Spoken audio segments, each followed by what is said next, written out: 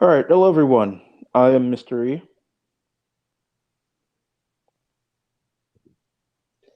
And I am Dalton Mortimer, the Authenticator. and we are the Duality of Man. In the last video, we talked about men and relationships, the perils of dating in the modern world, and now we're going to talk about divorce, something that can be extremely painful or extremely joyous, depending on how your relationship went. Uh-huh. All right, so Dalton, do you have any opening opinions before we get into the stats of divorce? The main thrust and cut of the issue in this case is because of the way the legal system works, divorce is a raw deal almost for everyone involved. Um, irrespective of how common divorce is, the main problem appears to be that the legal system is intent on making it miserable for all parties involved as much as possible and for as long as possible. Everyone knows somebody or has been somebody who has gone through a messy divorce and therefore been completely fucked over for at least a few years. So yeah, that's that's sort of my opening piece. Is divorce sucks and should be avoided. Unfortunately, because of stuff we covered last week, it's unlikely that it will ever be avoided. Yeah, I mean, personally, I have not been divorced because I've never been married so far, but I did watch my parents go through their divorce, and it's a very painful thing, not just for the people who are splitting up, but also for, family, friends, children. Yeah, And it's really anyone messy all caught in around. anyone caught in the backdraft, basically. Yeah. All right. So let's get some statistics going here. According to the stats I have, it actually seems like the divorce rate has been on a downward trend. But also, it appears Yeah, that the rate of marriage is also on a downward trend. So it could just be, less people getting married means less people getting divorced.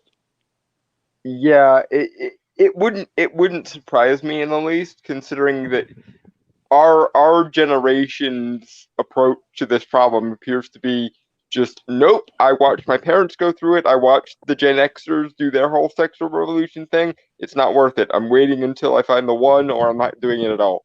That appears to be like the current zeitgeist. And honestly, I can't really blame anyone, and that probably is the most rational course of action. Is just nope, fuck this. I'm not doing it unless I'm absolutely sure. You know, One wonders why it took Gen X so long to figure that out, but whatever. Sexual revolution and all. as someone who watched his parents go through a divorce, it kind of had the reverse effect on me, where I wanted to get married, but make sure that I didn't get divorced or find someone who also wanted to be married for the long haul because my parents may have gotten divorced, but I also had a lot of examples in my life of people who stayed together for years, like my aunt and uncle, and Mm. they're really the example that I want to base my life on because they were together literally until death do them part. Well, good for them. Unfortunately, that seems to be a rare thing these days. In my case, my mom and my dad actually were never even married, and then he got married once and had my oldest sister, and then he got divorced and married again. So that's that whole thing. And then on my mom's side, after she met my stepdad, they spent a decade or so being miserable and then finally getting divorced.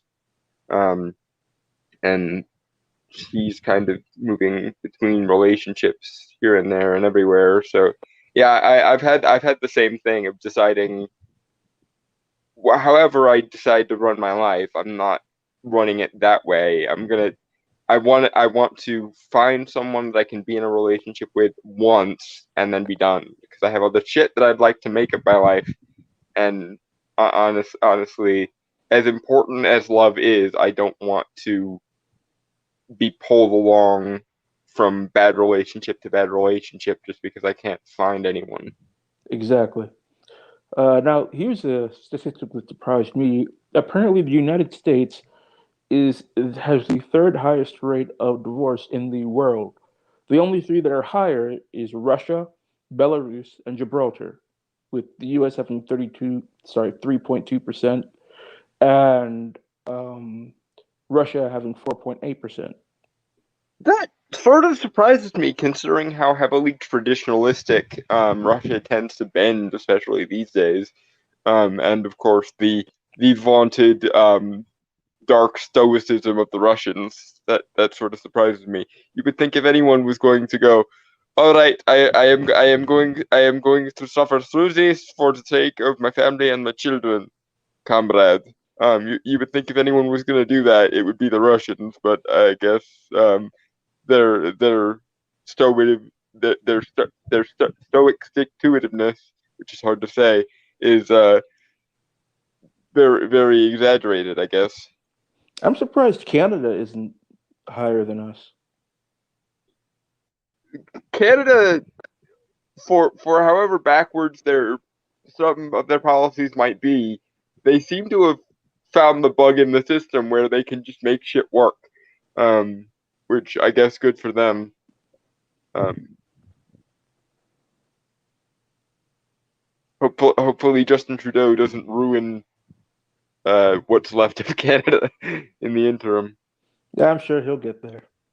Yeah, well, I mean Justin Trudeau, Joe Biden, 6 in one, half a dozen in the other, sort of thing. Yeah. So apparently, this one I didn't. This one I still don't believe.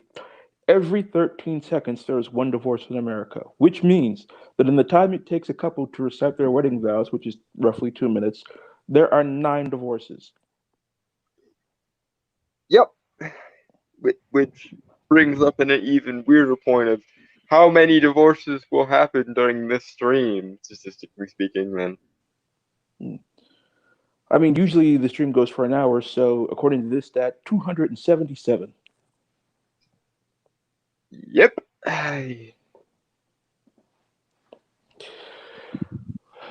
You know, that's an abyss this we probably shouldn't stare into for very long.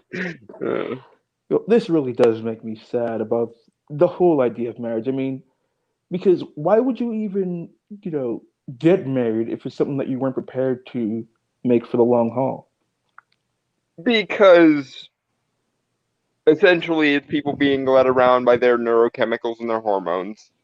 Because there's a documented phenomenon where there is extreme affiliation in the first few years of a relationship, and then right around the 2 year mark, those hormones and those endorphins wear off, and that's usually when the post wedding bliss wears off and the misery sets in, and then people figure out, oh wait, I didn't actually love this person. I was led around by my neurochemicals. Therefore, divorce. Yeah. Men, watch the previous video. Watch the previous video to avoid this one, but Yeah. also come back and watch this one too. Well, you can always I guess watch them in like sequence if they're in a playlist, or you can finish watching this one and then go back. But yeah, either way. Also subscribe while we're in the midst of shilling Yeah. in the middle of the freaking stream. But whatever. Um, because we didn't seem to get many subscribers or viewers last time, so fix that. But Well, anyway, but we really just started. yeah, true.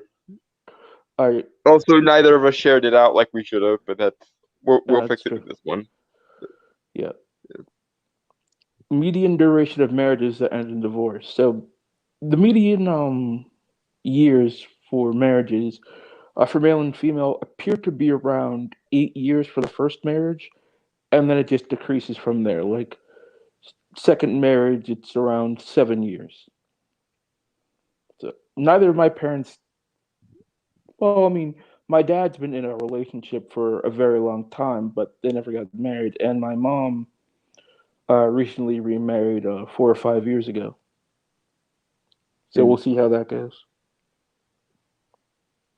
Uh, My mom and my stepdad lasted quite a bit longer, but it was mostly because it took longer for the divorce to go through. Uh, because they kept deciding, okay, we're gonna try and make this work for the kids, and then it didn't work, and it was a clusterfuck basically. I don't want to overshare or anything, but yeah. Um, and as far as I know, my mom has no intentions of getting married a second time. Not that I blame her. Um, Mm. and as far as my dad goes, um, he's kind of stuck in a situation where if he gets divorced a second time, the alimony that will be taken out of him will basically make him go bankrupt, no matter how hard he works. So he's God, sort of that stuck. sucks. Yeah, that really sucks. Yeah. Not that I'm particularly broken up about it, considering that my dad is one of the rare cases of an actual deadbeat. But um, that's neither here nor there. It still is a miserable thing that I wouldn't wish on my worst enemy. Mm. Since you brought up money, it says here that adults that make less than $20,000 a year annually are 39% more likely to be divorced. So, I mean, I guess that can make sense in a way. Like, if you have more resources, then that means there's less chance you're going to fight about things like money, which means less stress on the marriage. Yeah, but then again, you've got the other extreme end, which is almost all of the Fortune 500 um, CEOs and the Forbes 99 and so on. All of those are like 10 times more likely than average to get divorced specifically because of the surplus of resources. And let's not even talk about the women who basically married into a fortune, then left the guy, and now are one of the most rich people on the face of the planet. Yeah, like how many professional sports stars have gotten divorced and their wife is now worth like a couple $1 million? Or Melinda Gates, anyone?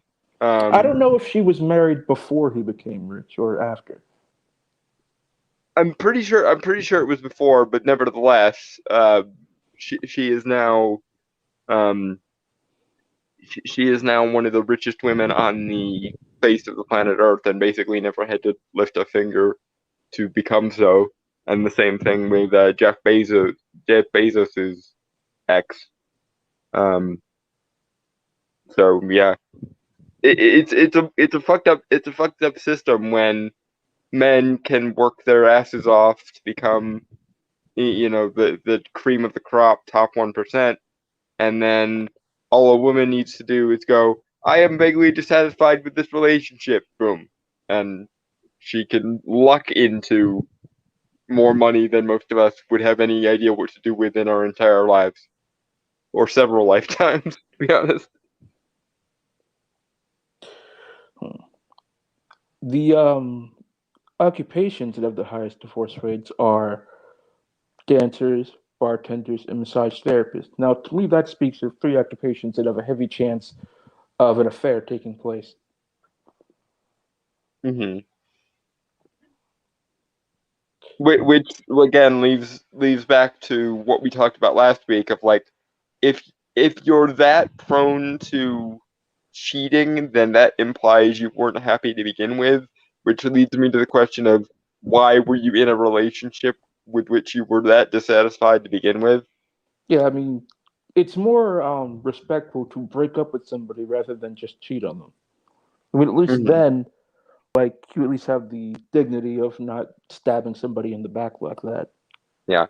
And and also, as long as we're offering alternatives to cheating, maybe a couple decades ago it would have been unusual to have an open marriage or um, a polyamorous relationship. But in this day and age, it's not really that weird. So maybe instead of making multiple people miserable by cheating on them or by not committing to them in the case of the people you cheat with, you could just engage in a throuple, and then all is right with the world.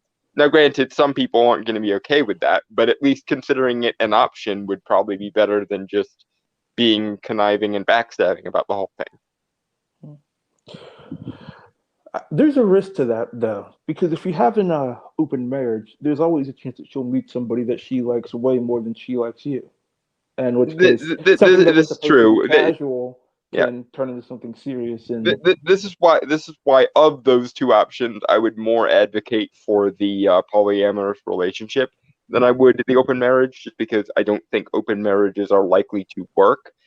But polyamorous ones actually go back a little bit further. I mean, looking at our closest genetic relatives, apes and chimps and so on, it's not unusual for um, primates to for multiple males to service one female in different ways. Like you have the one that's more the protector provider, and then you have one that's more nurturing and essentially, for lack of a better word, the beta male.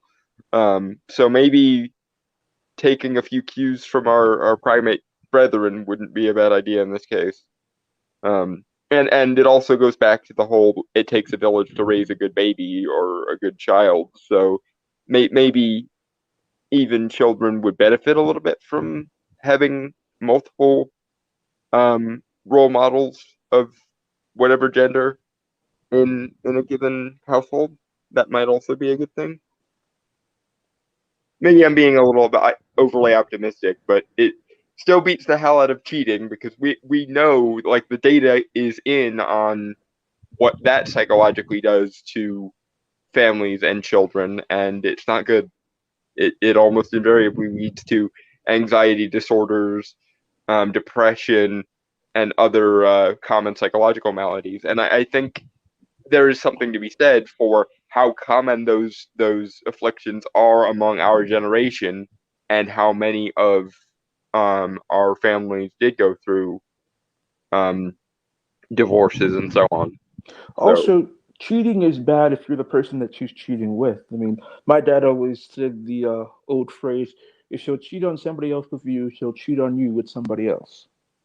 yeah, and also if you are the person being cheated with, presumably you want the same thing all the other men want, which is some level of commitment and not to be overly romantic about it, but we all hope in our heart of hearts for that one true love who's going to be the great perfect validator of all of our insecurities and is going to stay with us forever and raise a family and all that nonsense. So um I wouldn't feel good being the person being cheated with, honestly, because like um, that just means that it's almost instrumentalizing yourself. Like I'm good enough to be a bang or a one night stand, but I'm not good enough to commit to. That's essentially what that means, or it's what it kind of feels like in your own head, I would imagine. Yeah. Now, let's get on to some racial statistics. There's divorce broken down by race we have here. Um, Apparently, white people and black people have very similar divorce rates. I mean, according to the stats that I have, for white people and black people, it's around 15% from 25 to 29, and around, let's see, and around 25% for 30 to 34. And it Hmm, just increases over time. So right. that's a fairly similar divorce rate. But what's surprising, however, is Asians having a 1.3% divorce rate at 25 to 29 and 7.8 at 30 to 34, and Hispanics having 10.5 at 25 to 29 and 16.3 at 30 to 34. What do you think? Why do you think there's such a disparity? Um, honestly, I am not sure. I would imagine um like intuitively that it would be lower for Asians and Hispanics because they both come from very strict, very almost traditional cultures. No, it is lower Um, for Asians and Hispanics. yeah.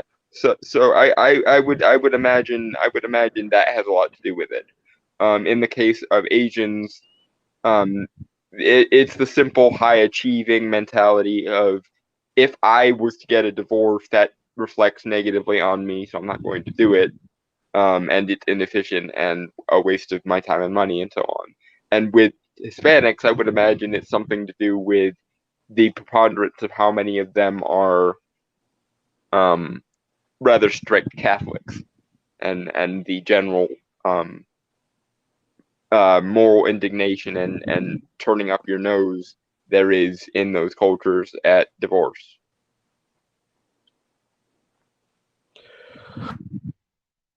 Well, I know that the black divorce rate has been terrible the past couple decades, and the marriage rate has been really awful too.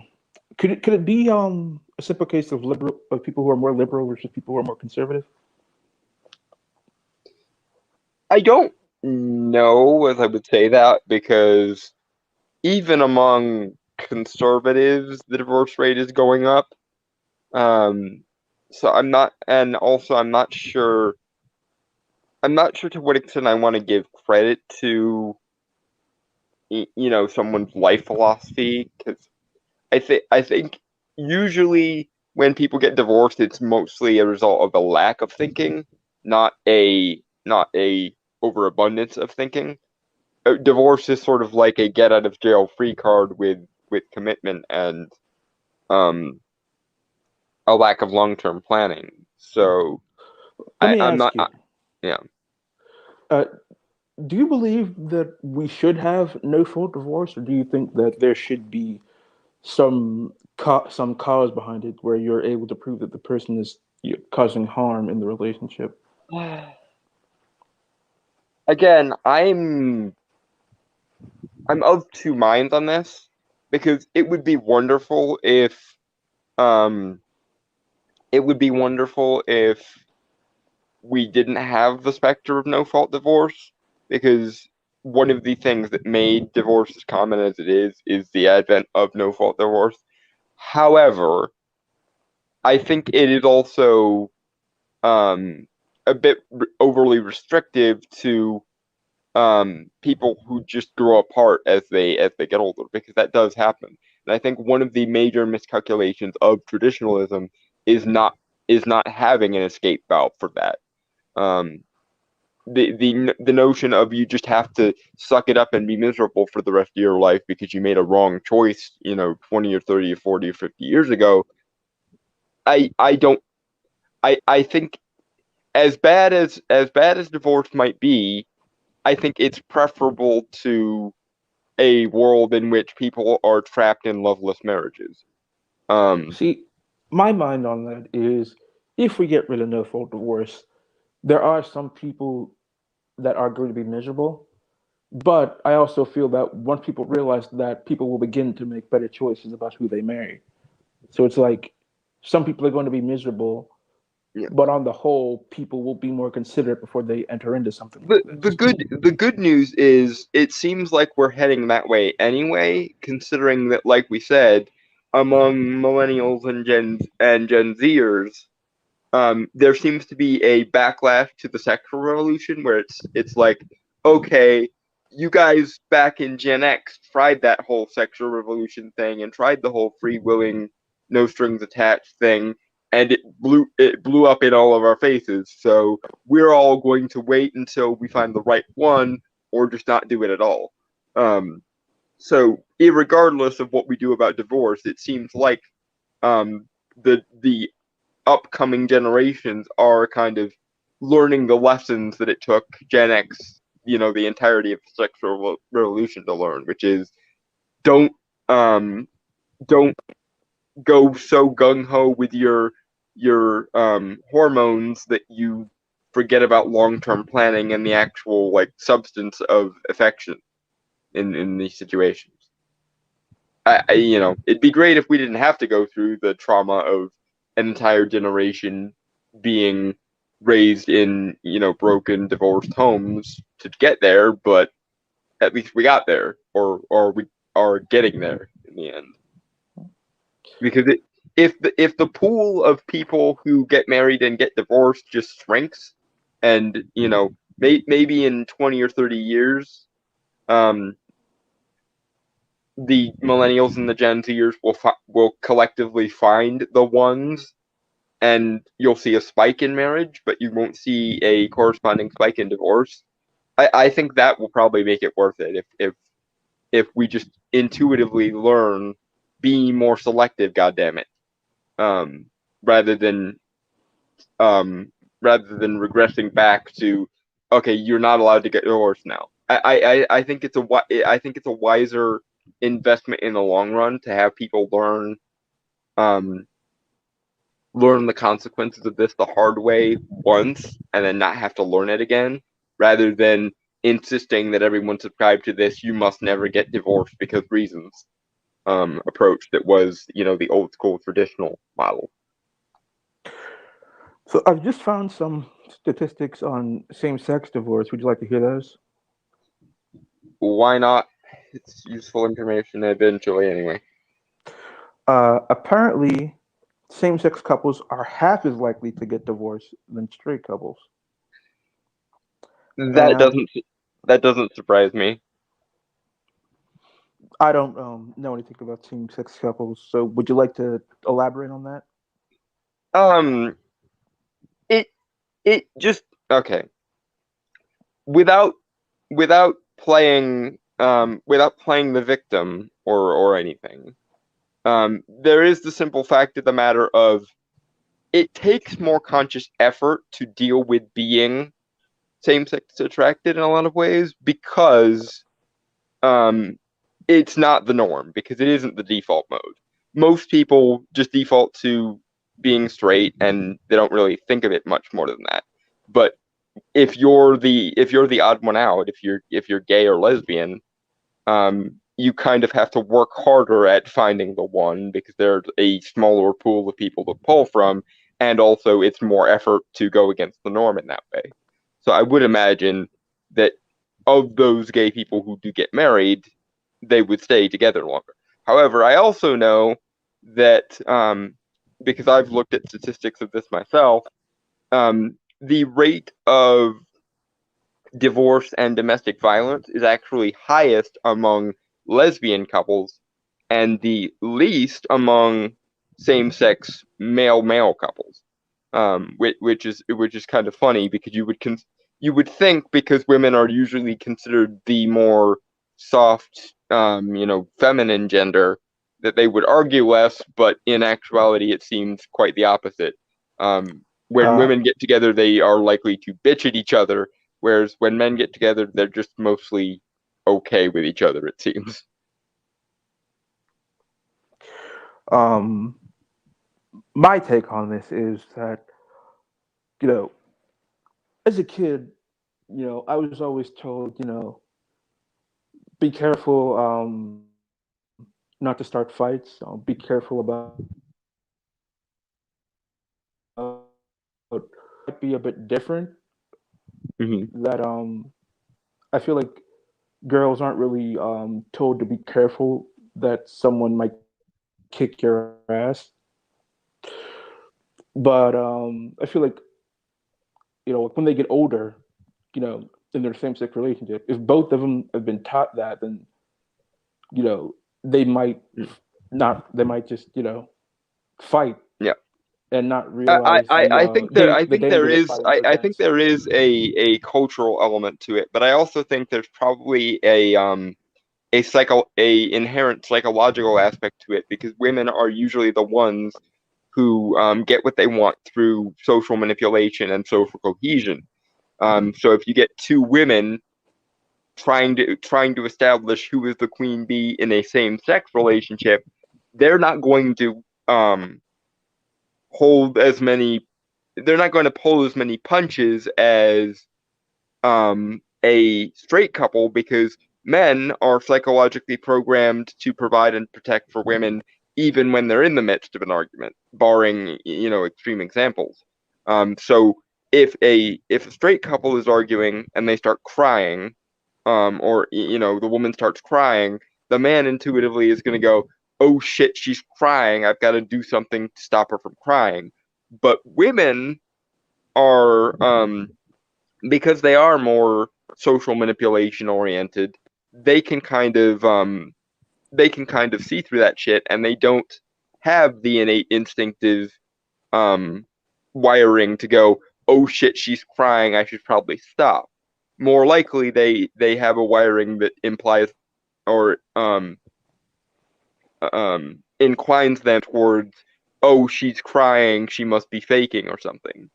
Um and with men, um if we take a dynamic similar to male male friendships and apply it to male male romantic relationships, um, when men feel camaraderie with each other, um, they have a tendency to just kind of be comfortable with each other, and the only time men feel the need to engage in um, violence or that kind of social proofing is during like dominance clashes, which one would imagine wouldn't take place as much in same-sex relationships. Also, in male-male same-sex relationships, there is usually the dynamic of the top and the bottom. So any hierarchies therein are probably already pre-established in most same-sex relationships because you know who the top and who the bottom is. So they don't need to get all testosterone fueled and angry and shit, usually. Yes. All right. Now we have the reasons for divorce. Lack of commitment is 73% of the reasons given. Yeah, Argue too much, 56. Infidelity, 55. And you obviously there's going to be some overlap there. There are many reasons people get divorced, probably right. Hmm. compounding reasons. Yeah, the, Um, the the argument coming from the lack of commitment or the lack of commitment coming from the fact that they're miserable and arguing all the time and so on. Yeah. you know, married too young is 46%. Unrealistic unreal expectations is 45. I feel like the two of those can go hand in hand.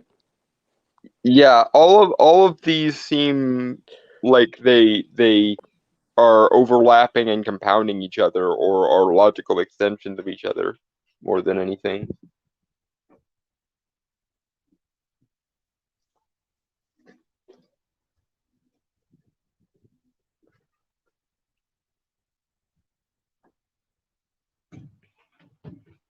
Yeah, it really very much seems like whether however you want to phrase it, the reasoning is very much the reasoning we gave last time of um people get involved in relationships too quickly, let themselves be led around by their hormones, and then when the hormones wear off, so does any kind of the attraction. And then the parties realize when you take away the love struckness, um, it sort of ruins everything. Yeah. Sorry about that. I was having a little bit of technical issues, but I'm all right now. Yeah, I couldn't tell if you were trying to say something or if it was just StreamYard being dumb again, as StreamYard is wont to do. Yeah. So, lack of equality in the relationship is 44%. Lack of preparation for marriage is 41%. And domestic violence or abuse is 25%. People always talk about domestic violence in relationships, but I feel like while it's absolutely terrible and should never occur, it's not as high a status people make it out to be. Yeah, and there's also the issue of what do you who defines what domestic violence is and how do they define it? Because arguing is often classed in the same category as domestic violence, and unfortunately, because people are human, no matter how perfect the relationship is, you're going to argue about stupid shit. It's simply inevitable. if you expose yourself to a person every day, day in day out for your entire lives, you're going to find things about that person that are going to rub you the wrong way. Now, there's something to be said for learning to um, learning to accept some of those and not turn every little thing into an argument. But um, I often wonder how inflated those domestic violence numbers are simply because people conflate basically any degree of meaningful conflict with domestic violence somehow. Yes. We also have how religion can factor into divorce here. If a person has a Hmm. strong religious belief, the risk of divorce is 14% less, and having no religious affiliation makes you 14% more likely to be divorced. Which makes sense if you think. And again, I'm curious what the sample here was because um I'm wondering if it is any religious affiliation or if it's just the more common ones, like your Abrahamic religions and so on, because Yeah. I know of many religions that don't really take a moral stance one way or the other on divorce or really anything, and I'm curious whether that would make any difference at all or whether it would just be a non-factor. I think in most cases what they're talking about here is probably the Abrahamic religions because they have Yes. many social um, stigmas against such things. Like Uh, I can't imagine New Age hippies have much of a problem with divorce, for example. Although it might just be a case of if you see your life in like broader metaphysical terms, you might think more in the long term anyway, and therefore not get a divorce just because of that. Um, I mean, not only that, but for Christians, when you get married, you're making a vow not just to the other person, but to God as well, mhm. giving up on that vow you made to God. And I So, don't think yeah, and I don't think necessarily that you need the middleman in that situation to understand that a vow is important. And again, this goes back to again mostly the lack of planning and the lack of investment that people make into making these decisions. Um, regardless of whether there's a God involved in the marriage vows, I wish we could default back to a situation where a vow is worthwhile kind of for its own sake. Like, your word is your bond. And in pre-Christian cultures that was very much the sort of default position. yeah, Irregardless of what the gods might think, your word was meant to be your bond because essentially if you wasted the if you wasted the spiritual energy, the spiritual investment to make a vow and then you broke it, you were worth less as a person. Um, yeah, it was socially enforced, and you know, if you went back on your vow, then that marks you as someone who is untrustworthy. If you're willing to, you know, go back on your marriage vow, then you might cheat somebody or a deal, or cheat yeah, somebody in a game of chance. your word is meant to be both like practically on a metaphysical level and socially on a just cultural level. Your word is basically the representation of everything you are. So if you break it, then essentially you are an unworthy person in general. Um,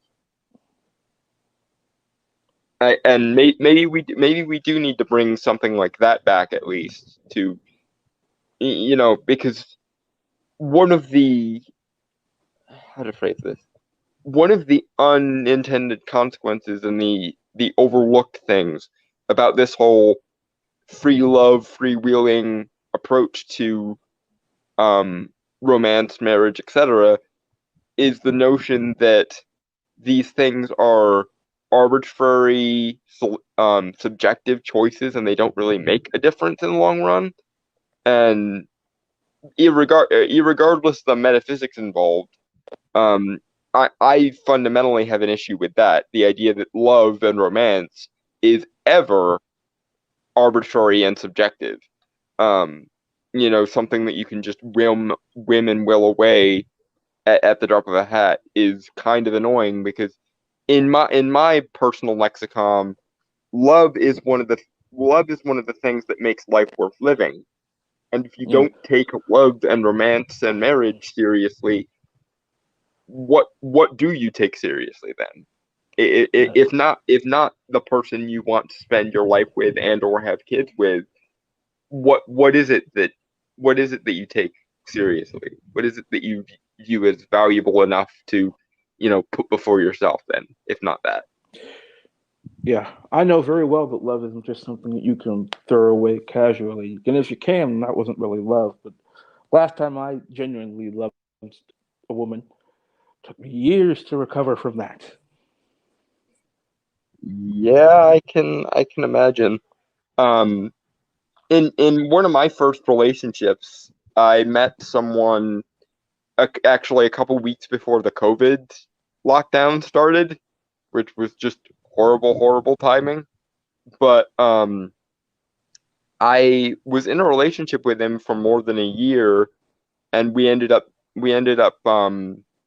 just um we ended up sort of mutually breaking it off because the long distance was not feasible. He was in New York City and I was of course in rural Pennsylvania.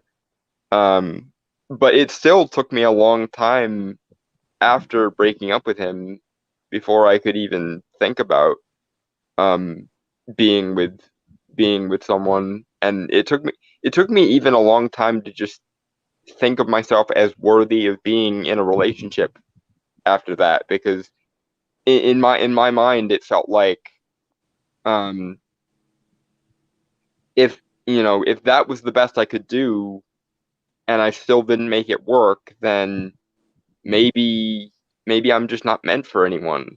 Maybe I don't deserve to be in a relationship with anyone. And that was a massive head fuck that I still sometimes have to deal with, the idea of maybe there is no one for me and maybe I'm just supposed to die alone, which, ugh. Yeah. Love can majorly mess with your head, but you know, you can't let it beat you down when it doesn't work out because, you know, if you keep trying, eventually you'll meet somebody else. I mean, Mhm. But again, it goes back to how I was raised and how I watched, both my mom and my dad basically make themselves miserable by going from relationship to relationship, and how I didn't want to do that. So part of it was my fault because I wanted to just do it once and get it over with. Um, I didn't want to have to go from relationship to relationship to try and figure it out. I wanted to just get it done and have it be done, and then I could move on to other things. But apparently, life had other plans. all right, now they have this broken down by political affiliation. Now, conservatives are the least likely to be divorced, with conservatives being 28%, liberals 37%, and moderates 33%. However, if you live in a red state, you're 27% more likely to get divorced than if you live in a blue state. I think that probably has to do with the fact that a lot of red states are poorer or in harder economic situations, and unless I'm misremembering the data that I read, um, people in worse economic situations are something like 20% more likely to get divorced than people in wealthy economic situations. Yeah, that was we read that earlier in the stream too. But one thing I think it might be is that in red states there might be more cultural pressure to get married in the first place, and with that That might pressure, result in it might rushing. make somebody get, yeah, rushing things a bit. and so when it doesn't work out, they eventually end up getting divorced. Yeah. So I If do, you rush into it faster, then you might be miserable, and if you're miserable, then you're likely to get divorced. Yeah. yeah, I've so there's definitely less pressure to be married in blue states, so that might be why Yeah. there's less likely to get divorced. Yeah. It's a weird catch-22. It seems like conservative values are a bulwark against getting divorced, but the social pressure to get married in the first place kind of counterbalances that. And meanwhile, um, the kind of freewheeling, everything is arbitrary, everything is subjective, yay, um, approach to marriage you might find in more quote unquote liberal areas might lead you to become divorced quicker, but it also might lead you to assuming that getting married isn't that important, and so you might take your time with it more. So it's one of those, regardless of where you fall on the political spectrum, um, you're kind of it's caught between a rock and a hard place, regardless. Yeah, I feel like with conservatives, yes, it is important to get married, but also it's definitely more important to plan than to just rush into the thing because Hmm. then you're not going to be happy and you're going to end up being divorced anyway because it's an unworkable situation. Yeah. But I also feel that, as it says here, that in more liberal areas, divorce isn't seen as such a big thing when actually it can be very devastating, not just emotionally, but also for future relationship prospects, and could also have a negative effect on Yeah. family, friends, and finances. Yeah, and of course the practical legal aspect of it, and you know, going into things like child custody battles, alimony, and all that, which again leads back to the whole um, the biases of the legal system against um, men essentially kind of screw with things. All right, now let's see how sexual history affects divorce. It says women who lost their virginity as a teenager are more than twice as likely to get divorced in the first 5 years of marriage than women who waited until they were 18 or older. Thoughts on that? Yeah, you'll just have to imagine my shock. This is one of those cases of like the statistic just confirming everything that intuitively and like intellectually you already know if you think about it for more than 5 seconds. Yeah, Which is good. I'm promiscuity glad we was. have data confirming such things, but still, it's one of those statistics. Yeah, it just seems like promiscuity when dating, not a healthy foundation for marriage. Well, it's simply a matter of if you have more sex and um have a lot of serialized relationships, you're less likely to view it as a important, hyper valuable or sacred thing, and therefore you treat it more as a arbitrary choice than as a personal failing when it inevitably goes wrong. Which is again one of the reasons why I'm taking my sweet time getting married, despite being not exactly the most traditional person in the world, because I simply view love as that important. And because it is that important, I want to take my time with it. Um, but if you just write it off, especially if you're the type of person who has a lot of access um, to romance or sex at the top of a hat, if you are the type A person, the Chad or the Stacy, if you like, um, you get the notion that you will have as many options to this as possible, so you don't need to be selective. Whereas somebody who's on a lower rung as far as attractiveness goes is lucky to get anyone, and therefore is likely to um, treat them as more valuable. All right, here's a funny one. In 2011, Facebook was cited as a major contributor to one third of divorce petitions examined by one UK study. Yet another reason why social media is the bane of mankind. Uh-huh. I like there's a part of me that wonders how the hell that even works, but then again, we live in a world where someone's livelihood can be canceled based on something that happens to them in social media, so God only knows at this point. I mean, also, Facebook, you can meet people, have an affair, divorce. Hmm.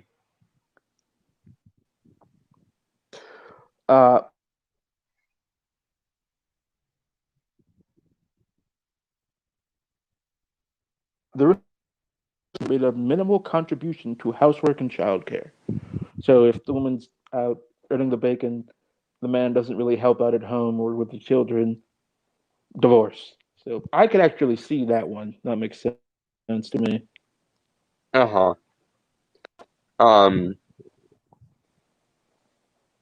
yeah, that one makes probably the most sense of like if you're not pulling your weight in the relationship, then obviously the relationship is going to fall apart on some level. Um, though again, part of me wonders um how much of it is the result of hypergamy in some sense of like um a woman finds the alpha chad of her dreams, the guy who's going to work himself into an early grave for her, and then whine at him of like you don't do enough of the housework when you're coming home from work after working for 12 hours a day or whatever. Um, and then the other half of it is if a woman is a very high achiever herself, um, then she doesn't value a house husband quite as much as a working husband would value a housewife. So um, she might think to herself, well, if all he does for me is the kind of stuff a housewife would do for a working husband, then I can do better, and therefore I should do better, and therefore divorce.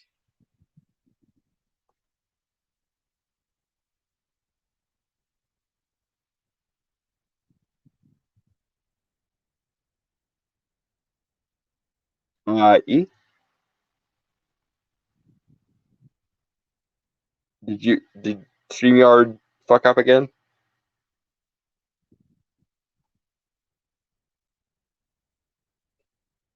Yeah, it seems like StreamYard fucked up again. Sorry, folks. We're just getting the hang of this.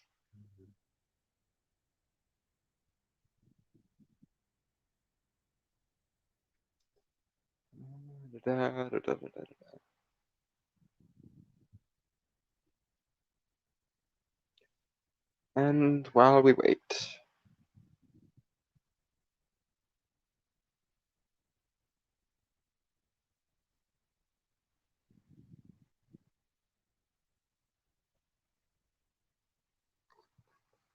um, I'm not really sure how to fill the void because there's nobody in chat to bounce off of while we're waiting for E to come back.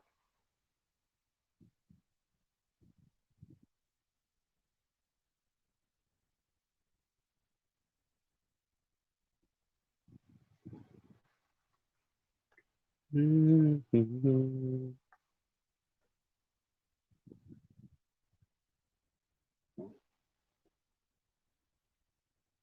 boy.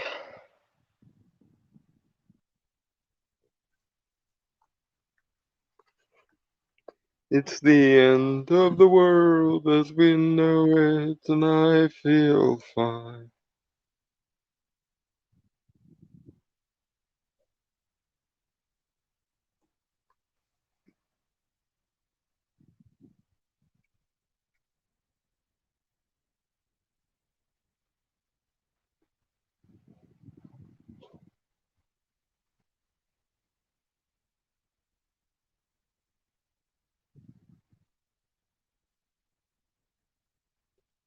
Uh, Massive apologies for the dead air, folks.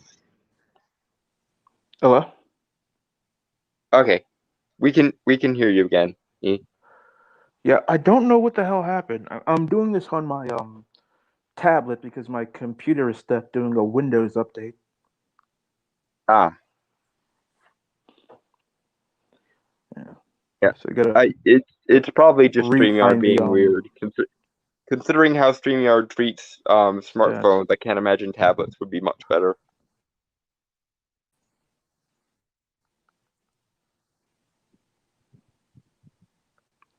Yeah, try to get the divorce stats back up. But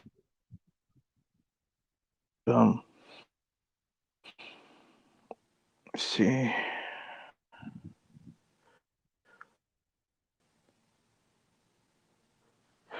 all right, found my place again.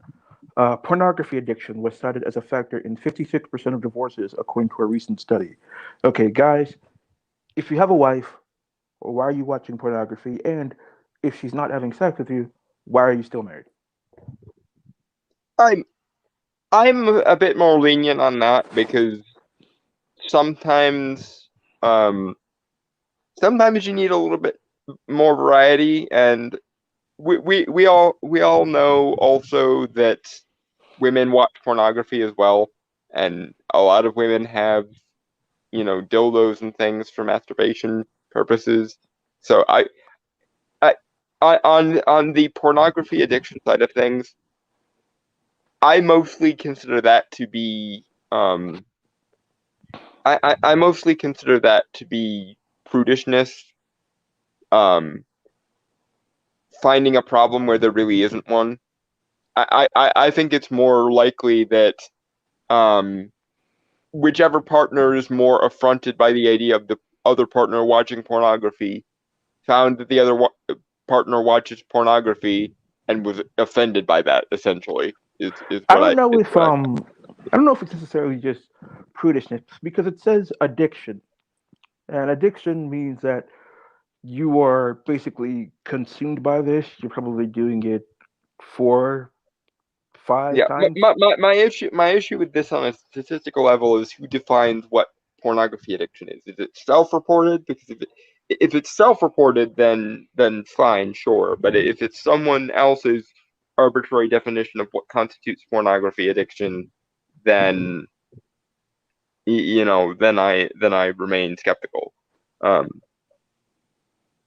and if it's the other partner who's doing the reporting, then I put almost no credence on it at all because I can imagine a situation where to a very prudish woman, any use of pornography by a man while they're married is considered too much, or vice versa with an extremely even like an extremely hardcore Bible thumping man going, you watch pornography when I'm not home, and that's a bad thing inherently. Therefore, you must be addicted to it.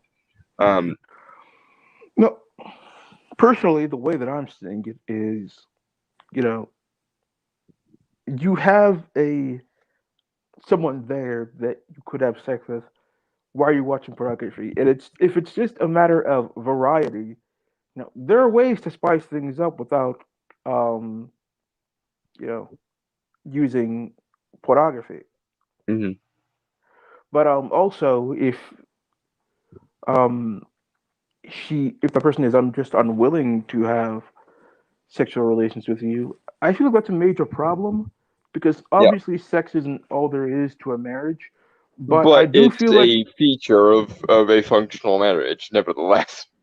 yes, and I feel like both of you have a responsibility to make sure the a sexual spark is still there. I feel like that's Yeah, something that you and if you want to spice it up, but the partner um won't be open to it, then that in and of itself is a problem.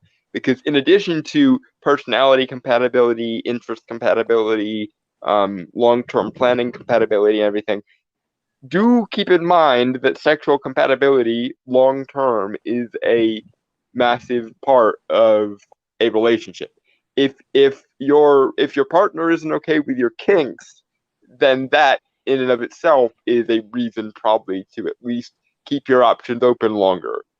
I Um, feel like that's something you should hash out definitely before you get married. yeah, again, it goes down to it's essentially the sexual equivalent of the man cave rant that I went on last week. If your partner looks at what you desire to have done to you sexually and goes, "Ew, I don't want to do that," then right there is a red flag. I'm sorry to put it indelicately, but if you can't let your if you can't let your sexual and emotional guard down for someone, then that is not someone you should be in a relationship with full stop anyway. Because part of a marriage is supposed to be one of the most intimate bonds it's possible for a human being to have. And if you can't be intimate with someone, either emotionally or sexually, then in the immortal words of Adam Savage, well, there's your problem. Um, Also, there's something that I'd like to mention. Um, Women, if you're listening to this, if you're having sex with a guy who you're in a serious relationship with and he doesn't know what you like, just tell him. For the love of God, just tell him exactly what you want and how you want it. I mean, it's better to give him some instruction than relying on a metaphysical critical role on a D20. yeah, yeah, because and I'm gonna very hilariously borrow a rant that happened in I think it was book 14 of the Dresden Files. Dear women, um, it may seem to you like men can't possibly be that stupid, and that you must be signaling things as clearly as possible, but men don't view social interactions in the same way women do. Women have more what's called, I believe it's called white matter, which basically means that they are more inclined to um, thinking in terms of social abstraction, which means that a woman can have a conversation and be looking at it through like five different lenses at once. The actual text of the conversation, the subtext of the conversation, the lateral implication of the conversation, and so on. But men usually have conversations on the one level, the literal level. So if you're doing some kind of abstract signaling to your significant other and he's not getting it, it's not because he's stupid, it's because men and women's brains work differently, and what is an obvious subtle implication to you is a foreign language to him. So if you want something from your male partner, women, state it outright. It's not because he's stupid, it's because he's not trained to jump through social hoops in the same way you are. Um, put simply. Yes, we don't want a hint. We want a giant neon sign with blinking lights. Yeah. Put landing strip and those freaking um light up indicator things they have for air traffic controller type people, all of that. Just put it all out in the open as blatantly, whack us over the head with freaking Mjolnir for all intents and purposes. That's the only way you're gonna get what you need. We don't speak covert social signaling mostly. All right. It says your parents' relationship can affect your rate of divorce. If your parents are happily married, your risk of divorce decreases by 14%. However, if your parents married others after divorcing, you're 91% more likely to get divorced. Like I said, That my parents were divorced, but it kind of had the opposite effect on me than what this statistic is saying. mhm. But I mean, it makes sense because if your model for relationships is a extremely happy, stable relationship, then you're going to pick up on what makes a happy, stable relationship more easily. But if your model for a relationship is an unstable, broken relationship, then you're probably going to carry that over into your relationship simply because you don't know how not to. Um, because how we are raised and how we are socialized, especially by our parents and our primary caregivers, affects us extremely. Because essentially your parents are the first exposure that you get as a person to how to be a person, how to be a human being. And if your model is screwed up, then you're probably going to end up being screwed up too, unfortunately. There are outliers, and there is the sort of alternative perspective of like learning from your parents' mistakes and so on. And I hope both of us fall in that category. But at the same time, on some subconscious level, you're still going to be comparing every relationship you ever have ever to your first relationship, which is between you and your parents. Yeah. The divorce rate for couples with children is as much as 40% lower than those without children. And I nail that down to, when you have children, you have a reason greater than yourself to try and make things work rather than just calling Yeah. it quits and going your separate ways. Let's stay together for the children is basically a meme in this day and age, but it is a meme for good reason. Um, because you might be miserable, but if the difference between your child growing up stable and happy and healthy and and not is having both parents in the home, then you're gonna try at least if you care enough about them to make it work or make it seem like it's working even if it's not. Also, it could be that you know, couples hit a rough patch, and someone who doesn't have kids might want to, call it quit at the first sign of trouble. But if they do have kids, then they might try to stick it out, and eventually they do get past the rough patch and are happier, or you know, they find out that it's not just a rough patch and it's something, a lot deeper that's wrong with their marriage, and they end up getting divorced anyway. But I feel like it's better to try and stick it out and know that it's not going to work anyway, or if you can't get through it. Hmm. Now, granted, there is also the dark side of this, which is sometimes when um, a relationship looks like it's going down the tubes, some people will try to have kids to make the other partner stay. And that is fucked up beyond all reason. Um, but just because it's fucked up beyond all reason doesn't mean it doesn't happen. There are plenty of people um, who will, when realizing that they're about to lose a person, decide I'm going to try to get them pregnant, or I'm going to try to steal his semen so that we have kids, and therefore he or she has a reason to stay with me, regardless of whether they care about me or not. Yeah, especially if you have a lot of money. I heard that's a tactic that women will use. They'll hook up with a guy that has you know a lot of money, maybe um, someone who's like a well-known business tycoon or a professional athlete, and then they'll intentionally get pregnant, not because they actually care about that person or even the kid, but just so they can extract money from them. Or and even in cases where money is not a factor, there's also just um, the emotional issue of if he leaves me or she leaves me, I don't know what I'm gonna do. Therefore, I'm going to um, make it so, regardless of how they feel about me, they have a reason to be involved in my life, regardless. Because whether we all want to admit it or not, kids change things.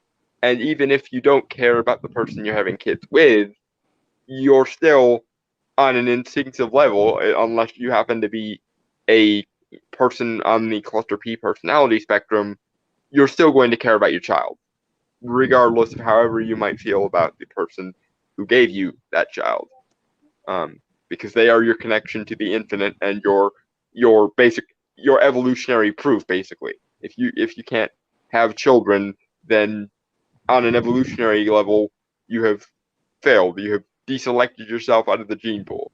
Um,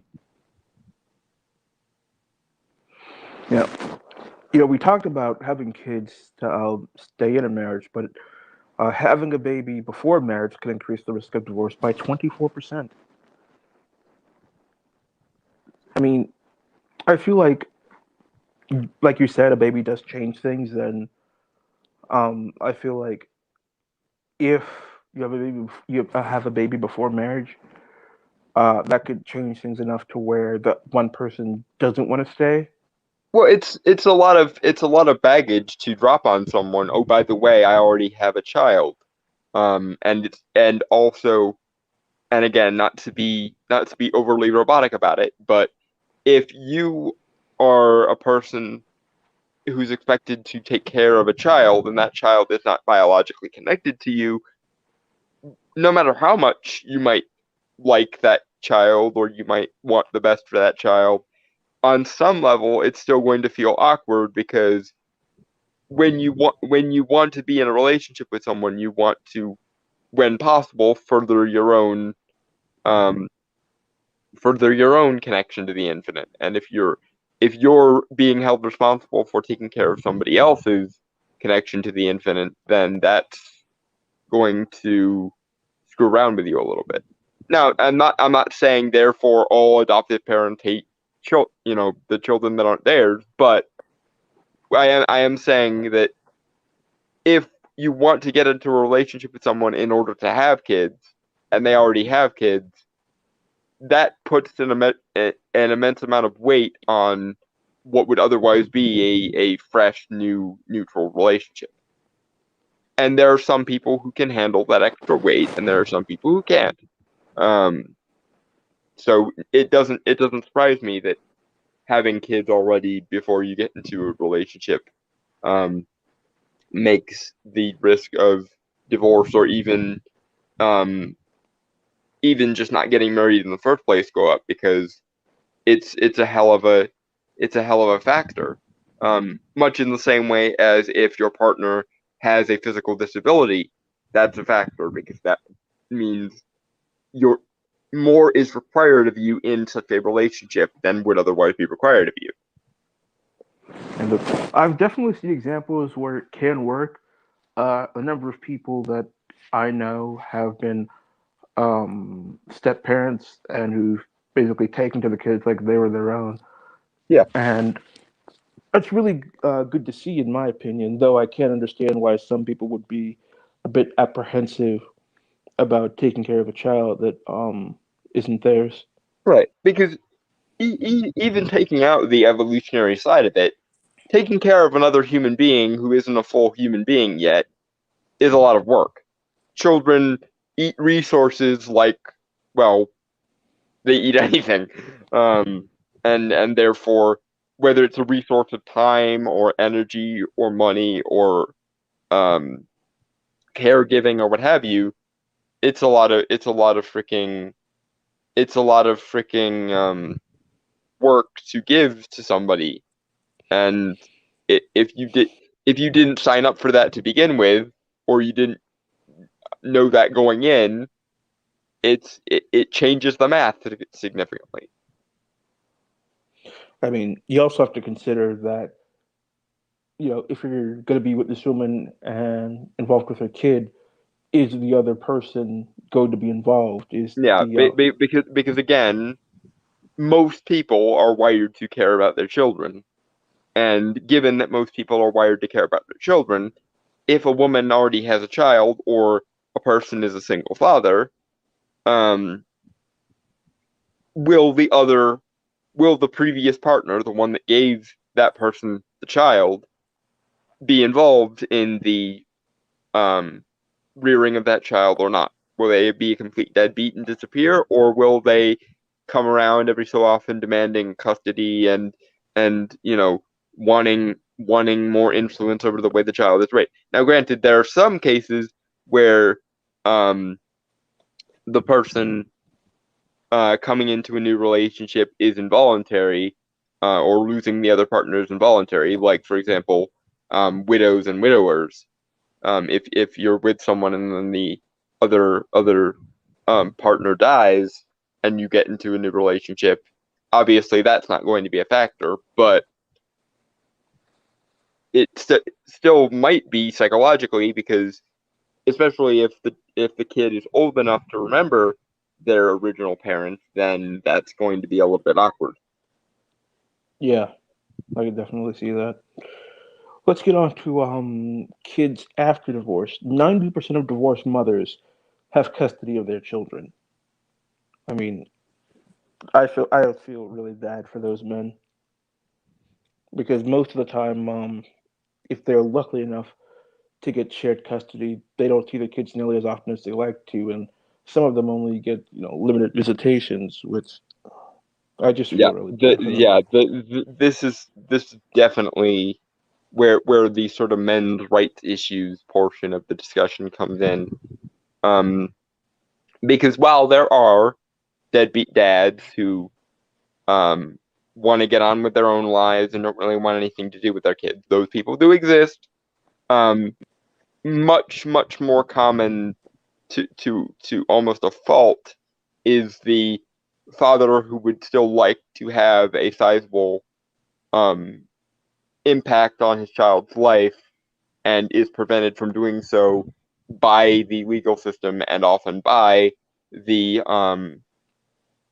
overprotective or overly domineering connivances of the mother, especially if it was a nasty divorce and she hates your guts afterwards, um, and will even go so far as to convince your child that you hate them even if you don't.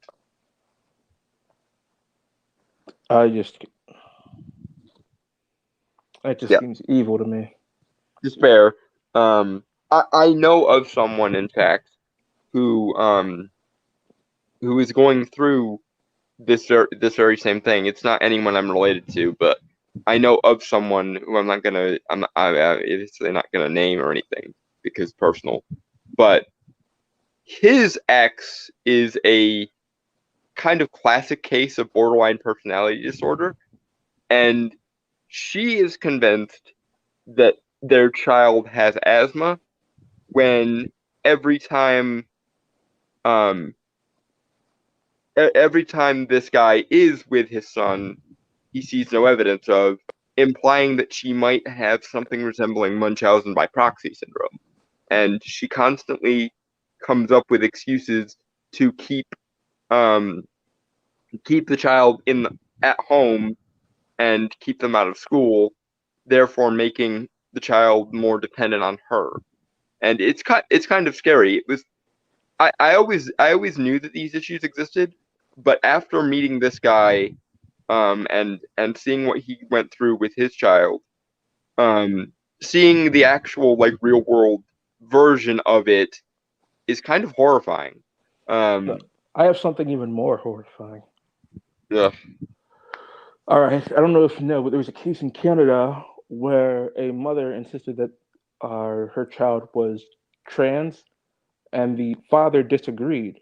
So they took it to court, and the father was actually arrested because he would not use the child's new preferred pronouns. yeah. So he's actually going to jail because he insisted that his child is not transgender. Ahem. Blame Canada. Shame on Canada. So what I'm saying is, oi, gewalt, it's Canada's fault. I mean, I don't have any words for that one. The, yeah, that whole the idea of transgenderism in kids thing, I think, is going to have to be its own topic one of these days, because that's a clusterfuck that's almost not worth getting into at this particular juncture. Um, but I will say, to go through transitioning requires hormonal um, hormonal augmentation.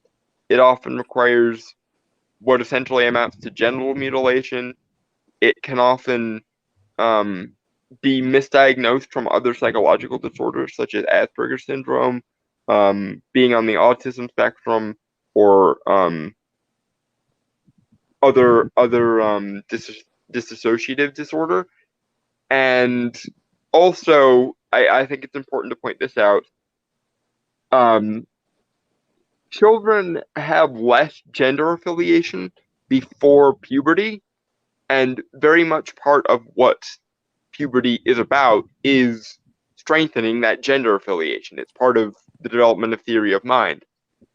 So, doing this to any child, regardless of whether they have legitimate gender dysphoria or not, before puberty is impractical to the point of being abusive. Um, but yeah, let's not stare too long into that abyss, otherwise we'll get derailed into a completely separate topic. But yeah, that's my 2 cents on it. Wait until, at the very least, wait until after the child has fully gone through puberty, and then if they still have the gender dysphoria, then by all means go right ahead. But Let's see. Over 79% of custodial mothers receive a child support award, while just under 30% of custodial fathers receive one. That just seems really unfair to me. I mean, they have the same burdens regarding us taking care of the child full time. yeah, gynocentrism, man. Pr- Protect and provide for the women, even if the women make bad choices. And first of all, I'm surprised that the percent of fathers who are awarded no, it's not percent who are awarded full custody. It's just percent who receive child support. But I'm surprised it's even that high, 30%. Yeah, But because normally the child support goes to whoever is making the least, which implies that there are a significant proportion of women who are like the the bread earners in their relationships and then owe alimony afterwards. But good for that 30% of men, I guess. 30 or so. no, unfortunately, it's not all that great. Over 40%, over 46% of non-custodial mothers completely default on child support, compared to only 27% of non-custodial fathers. So even if these guys are lucky enough to be awarded child support, no, chances are they're not going to get anything. Yeah, the woman is going to be unreliable and the legal system is going to coddle her and be like, well, she couldn't possibly have provided this child support, but if you, um, non-custodial father, ever default on child support, your ass is going to prison and possibly being homeless because of arrears. Um, that's yeah. Again, it's the gynocentrism thing coupled with the no one really giving a fuck about men as a whole thing. All right. Almost 50% of the parents with children that are going through a divorce move into poverty after the divorce. How much do you want to say that those are men? I I would bet a significant proportion that the majority of people who go into poverty after divorce are men because a lot of child support um a lot of legally sanctioned child support is unreasonable, and if a woman is spiteful or vindictive post marriage, and a significant proportion of them are, you can basically take that man for everything he's worth and then some. Um, I was lucky um, as a child because my mom and dad, despite the fact um, that they did have issues and many of them, my mom never really took full advantage of what she could have done to my dad with child support, and my dad still complained, but that's neither here nor there.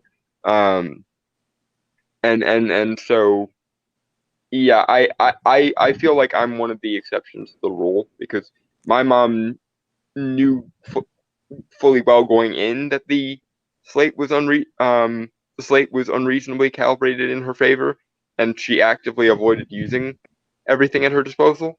But if a woman is less scrupulous or just more vindictive post divorce, she can basically put that man on death row or worse if she feels like it.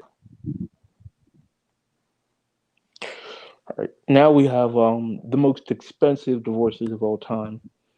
Uh, One is Harold and Sue Ham. I have no idea who these people are, but no, but there are lots of people who are wealthy in the financial sector who are unknown. Their Yeah. divorce are their divorce was $5.3 billion. Um, I'll take some of that, please. Rupert and Ann Murdoch, $1.7 billion. Yeah, that one surprises me less because I know who Rupert Murdoch is. Mel and Robin Gibson, $425 million. Again, I would very much like to live off of some of these amounts, please.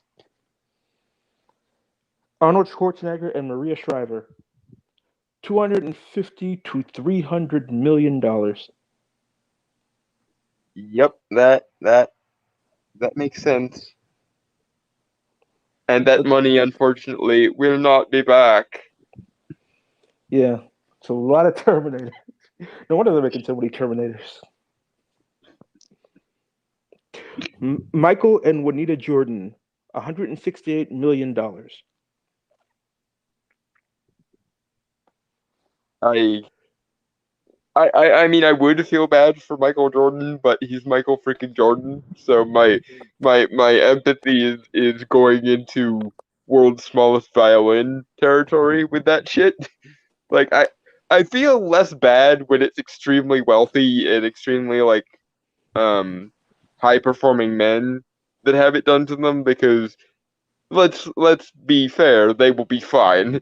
Um, they can still, Yeah, I still take issue with the women that basically do nothing but get married and then get paid more money than either of us have any idea what to do with because of it. But in the case of somebody like Michael Jordan, I'm just going to quietly play the world's smallest violin. I mean, if you had $5 billion, you could probably purchase a small country. Yep. You have a greater gross domestic product than some third world countries. So too bad, so sad. All right, so we've always been at this for an hour and a half. Let's close it out now. Also, my tablet is dying. Uh-huh. So, any final thoughts on the subject? Avoid divorce where possible, usually by being smarter when you get into relationships to begin with, preferably. My advice would be to make sure that the person that you're going to be married to wants the same things that you want, and you know that you have a plan together, not just both of you imagining what the marriage is going to be like. Actually Yeah. talk it out and figure out what you both want the relationship to be going forward. And as ever, do not stick your dick in crazy. And this is one of the main reasons why in the modern era. Because if you do, she will own your ass for the foreseeable future, regardless of whether you're married to her or not. Provided you live that long. Yeah. All right. I've been Mr. E. This is my friend Dalton Mortimer, the Authenticator, and we are the Duality of Man. Thank you so much, and see you Yeah. next time. Good evening, folks.